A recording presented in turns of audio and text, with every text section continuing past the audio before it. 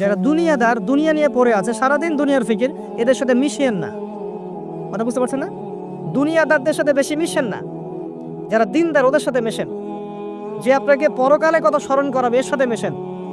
ইনশাল্লাহ আপনি আল্লাহ নূরের মধ্যে থাকবেন। যত দুনিয়ার ভিতরে ঢুকবেন তত আপনি হারিয়ে যাবেন। দুনিয়ার মধ্যে যত ঢুকবেন তত হারিয়ে যাবেন।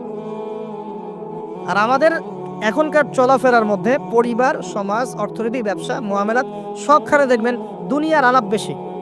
খালি দুনিয়া আর দুনিয়া, দুনিয়া আর দুনিয়া, তাই না? খুব কমই হয় মৌতের কথা কতবার আলোচনা করা হয় বলেন দেখুন। মৌতের কথা আলোচনা করা হয় কতবার? কবরের আযাব নিয়ে কতবার কথা বলা হয়? কবরের শাস্তি, বারজাখের জীবনের শাস্তি নিয়ে কতবার কথা বলা হয়? কবরের পর যে মিজান, পুলসিরাত, জান্নাত জাহান্নাম আছে, এগুলো নিয়ে কত আলোচনা করা হয়। বেশিরভাগ আলোচনা দেখবেন অন্যের গীবত, অথবা মুভিজ নিয়ে, সিনেমা নিয়ে, গান নিয়ে, নাটক নিয়ে, পলিটিক্স নিয়ে। পলিটিক্স নিয়ে কথা বলে যে বোঝে না সেও কথা বলে।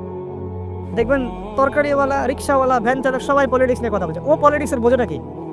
এটা নিয়ে তারা কথা বলবেন যারা বোঝেন। আমার কথা বলার দরকার নেই, কারণ আমি বুঝি না। ইকোনমিক সেক্টর সবাই বোঝে।